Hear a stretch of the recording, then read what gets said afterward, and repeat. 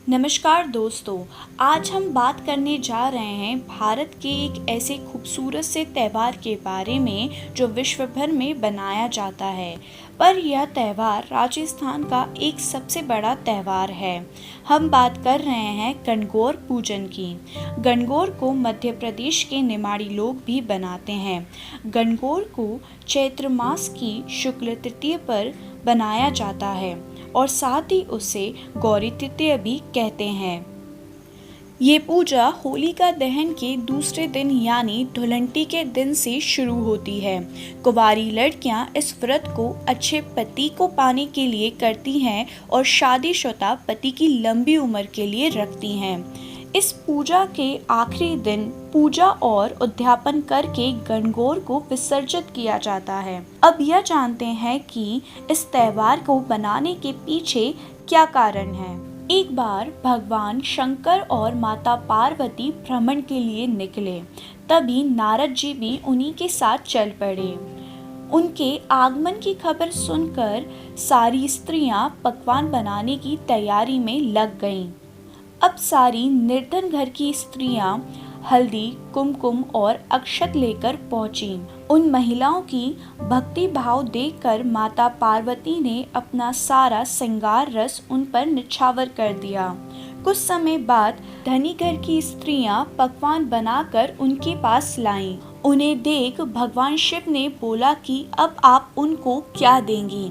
तब माता बोली कि मैं उन महिलाओं को अपनी उंगली चीर के अपना रक्त श्रृंगार रस के तौर पर दूंगी, जिससे ये मेरी तरह अपने जीवन में सौभाग्य प्राप्त करेंगी। कुछ समय बाद माता पार्वती शिव जी की आज्ञा लेकर स्नान करने नदी के तट पर पहुंची। स्नान करने के पश्चात उन्होंने रेत से शिवलिंग बनाए और उसकी पूजा की।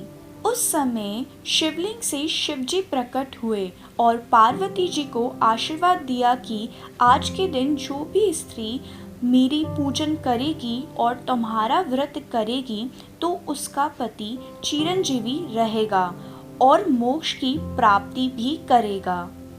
उसके कुछ समय पश्चात पार्वती जी शिव जी के पास लौटी। तब शिव जी ने माता पार्वती से पूछा कि उनको इतना समय क्यों लग गया। तब माता ने झूठ बोलते हुए यह उत्तर दिया कि रास्ते में नदी के पास उनके भाई और भाभी का महल था, तो वह वहां चावल भात खाने के लिए रुक गईं, इसलिए उन्हें इतना समय लग गया। यह सुनकर शिव जी भी चावल भात खाने अपने ससुराल की ओर चल पड़े।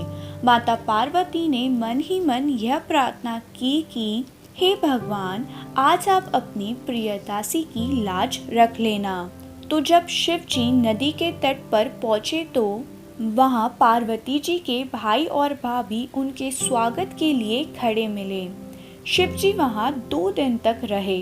तो फिर पार्वती जी के बोलने पर वह वहाँ से लौटे, पर आधी दूर आके उनको ध्यान आया कि वह अपनी माला तो भूल आए हैं। तब नारद जी को उन्होंने माला लेने के लिए वापस भेजा। पर जब नारद जी उस तट पर पहुँचे तो वहाँ दूर दूर तक कोई महल नहीं था, पर नारद जी को शिव जी की माला एक पेड़ पर टंगी मिली। उन्होंने वहाँ से वो माला उतारी और शिव जी को जाकर दे दी और सारी बात बता दी।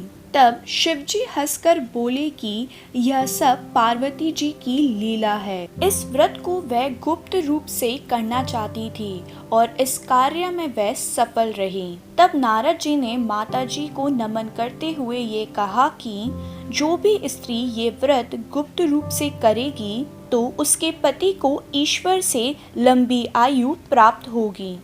तो इसी तरह की रोचक तथ्यों को जानने के लिए आप हमारा चैनल देखते रहें और इसे सब्सक्राइब करना ना भूलें। आप देख रहे थे अश्विनी शर्मा के साथ a journey to knowledge hub. धन्यवाद।